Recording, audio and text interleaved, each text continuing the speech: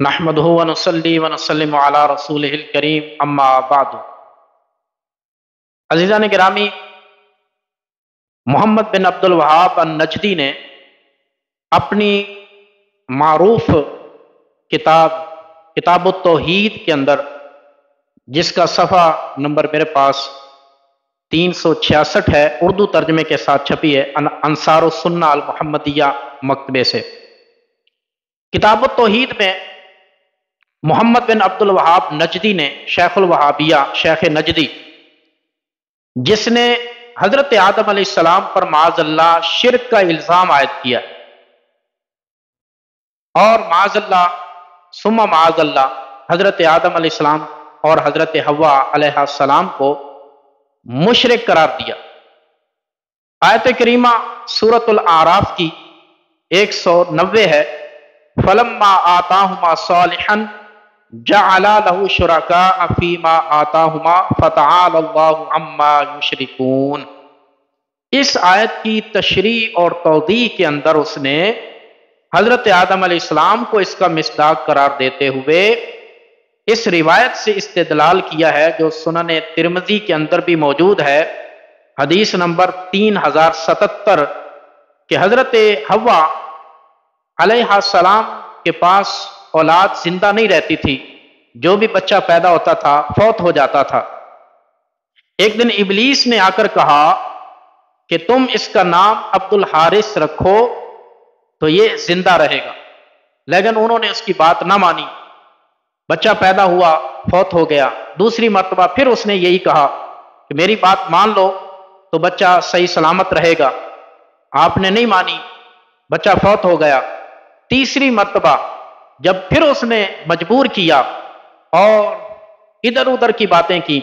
اور کہا کہ اگر تم نے میری بات نہ مانی تو میں اس بچے کے سر کے اوپر 12 سینگوں کے 2 سینگ بنا دوں گا، جو تمہارا پیٹ چاک کر کے باہر آئے گا۔ ادھر ادھر کی باتیں کی اور وسوسے میں مبتلا کیا، تو حضرت آدم اور حضرت حوا علیہ السلام نے ان کی بات کو مان لیا، اور پھر بچہ صحیح سلامت پیدا ہوا تو انہوں نے اس کا نام عبد الحارث رکھا۔ یہ تفسیر در منصور میں اور جامع ترمذی کے اندر یہ روایت موجود ہے، اور بھی کئی تفسیر کی کتابوں میں۔ اس سے استدلال کرتے ہوئے محمد بن عبد الوہاب النجدی نے کہا، ان ھذا الشرک فی مجرد تسمیۃ لم تقصد حقیقتھا، کہتے ہیں اس سے پتہ چلا کہ یہ شرک جس کا ذکر ہوا ہے، اس کا تعلق صرف نام رکھنے سے تھا، حقیقی شرک مقصود نہ تھا۔ اور آگے کیا کہا ہے؟ کہا کہ اس سے یہ بھی ثابت ہوا کہ ذکر السلف الفرق بین الشرک فی الطاعت والشرک فی العبادت، سلف امت کا شرک فی الطاعت اور شرک فی العبادت میں فرق کو خوب واضح فرمانا، یعنی وہ کہنا یہ چاہتا ہے کہ حضرت آدم علیہ السلام شرک فی العبادت میں مبتلا نہیں ہوئے، بلکہ شرک فی الطاعت میں مبتلا ہو گئے۔ معاذ اللہ، استغفر اللہ۔ حضرت آدم علیہ السلام تو نبی معصوم ہے، اور نبی معصوم سے شرک کا سرزد ہونا یہ عادتاً بھی محال ہے، اور ہمارے عقیدہ عصمت کے بھی خلاف ہے۔ اور یہ اس کے ساتھ ساتھ یہ روایت بھی جھوٹی ہے۔ جامع ترمذی میں جو روایت آئی ہے، اس کے بارے میں خود علامہ امام ابو عیسیٰ محمد بن عیسیٰ ترمذی رحمہ اللہ فرماتے ہیں کہ یہ حدیث صرف عمر بن ابراہیم از قتادہ سے مروی ہے، اور اس کی روایت لائق احتجاج نہیں، اس سے دلیل نہیں پکڑی جا سکتی۔ اس کے ساتھ ساتھ تہذیب الکمال جلد نمبر 5 صفحہ نمبر 331 پر قال ابو حاتم یکتب حدیث ولا یحتج بہ، ابو حاتم الرازی فرماتے ہیں کہ اس کی حدیث کو لکھا تو جائے گا، عمر بن ابراہیم سے جو مروی ہے اس کی روایت کو لکھا جائے گا، لیکن اس سے دلیل نہیں پکڑی جائے گی۔ اور امام احمد بن حنبل رضی اللہ تعالیٰ عنہ فرماتے ہیں، وَهُوَ يَرْوِي عَنْ قَتَادَةَ أَحَادِيثٌ مَنَاكِيرٌ، یہ قتادہ سے منکر احادیث روایت کرتا تھا، لہٰذا اس کی یہ روایت سخت ضعیف ہے۔ اور حافظ ابن کثیر، تفسیر ابن کثیر جلد 2 صفحہ 72 کے اوپر فرماتے ہیں کہ یہ روایت اہل کتاب کے آثار میں سے ہے، اور رسول اللہ صلی اللہ علیہ وسلم نے اسرائیلیات کے بارے میں فرمایا کہ اسرائیلیات 3 طرح کی ہیں۔ ایک وہ روایات جس کی تائید قرآن و سنت سے ہوتی ہے، ان کو قبول کر لیا جائے گا۔ دوسری وہ قسم ہے روایات کی جن کی قرآن تردید فرماتا ہے، قرآن و سنت جس کی تردید فرمائے اس کو رد کر دیا جائے گا۔ اور تیسری قسم کی وہ روایات ہیں کہ جن کے بارے میں نہ قرآن میں کوئی اس کی تصدیق آئی نہ اس کی کوئی تکذیب آئی،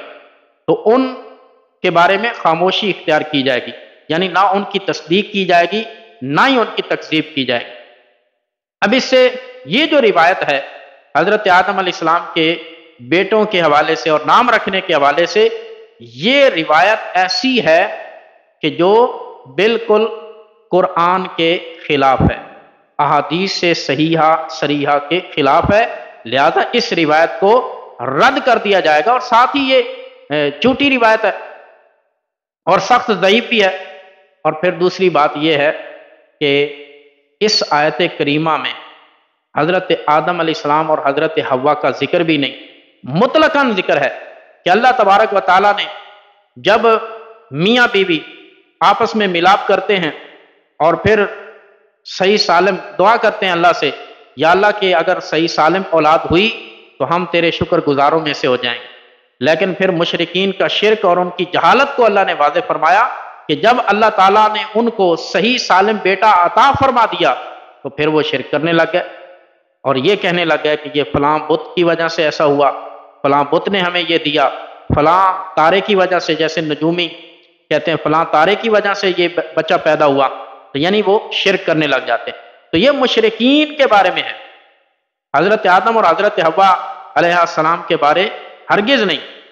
اور اس کے ساتھ ساتھ محدث عصر رواں مجتہد دوران حضرت علامہ غلام رسول سعیدی رحمہ اللہ لکھتے ہیں کہ یہ روایت جو جامع ترمذی میں ہے اور جو در منصور جلد نمبر 3 صفحہ نمبر 563 پر ہے، کہ جس میں وہ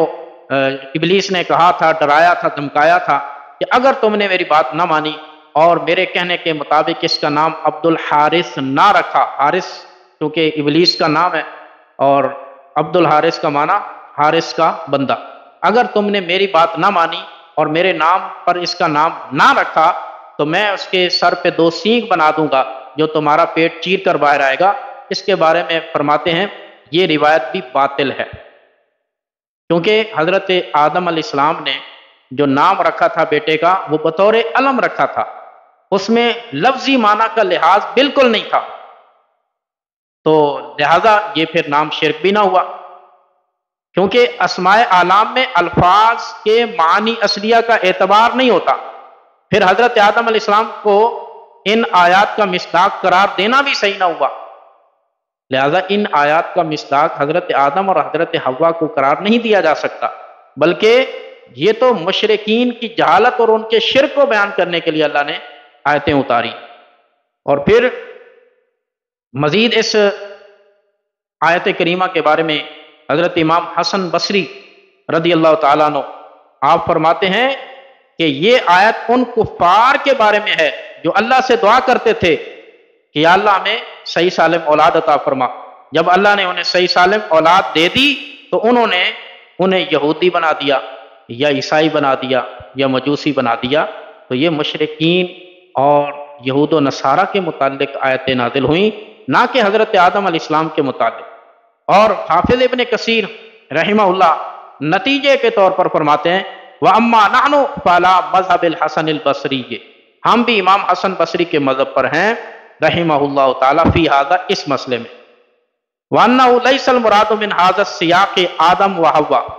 کیونکہ اس سیاق آیت سے مراد حضرت آدم اور حضرت حوا نہیں ہے۔ وَإِنَّمَا الْمُرَادُ مِنْ ذَلِكَ الْمُشْرِكُونَ مِنْ ذُرِّيَّتِهِ، اس سے مراد حضرت آدم علیہ السلام کی اولاد میں سے بعد میں آنے والے مشرک لوگ ہیں، جنہوں نے اللہ کی عطا کے بعد، اللہ کے اولاد عطا کر دینے کے بعد بھی شرک کیا اور کہا کہ یہ اولاد ہمیں فلاں بت نے عطا کی ہے۔ حافظ ابن کثیر کے ساتھ ساتھ جملہ مفسرین اور محدثین خاص طور پر امام فخر الدین رازی رحمہ اللہ اسی آیت کی تفسیر میں امام رازی رحمۃ اللہ علیہ نے تفسیر کبیر کے اندر بھی یہی بات نقل کی ہے اور فرمایا ہے کہ حضرت آدم علیہ السلام چونکہ نبی معصوم ہیں اور ان سے شرک کا سرزد ہونا محال ہے، اور شرک کیونکہ سب سے بڑا ظلم ہے، سب سے بڑا گناہ ہے، حضرت آدم علیہ السلام اور حضرت حوا اس سے بری ہیں، لہذا یہ شرک کا الزام درست نہ ہوا۔ لیکن تعجب ہے شیخ نجدی پر، شیخ وہابیہ پر، کہ اس نے یہ شرک حضرت آدم علیہ السلام کے سر تھونپ دیا، اور روایت بھی جو کہ منکر روایت ہے اور شدید قسم کی ضعیف ہے اور باطل روایت ہے، اسرائیلیات میں سے ہے، اس سے استدلال کرتے ہوئے انبیاء کی ذات قدسیہ پر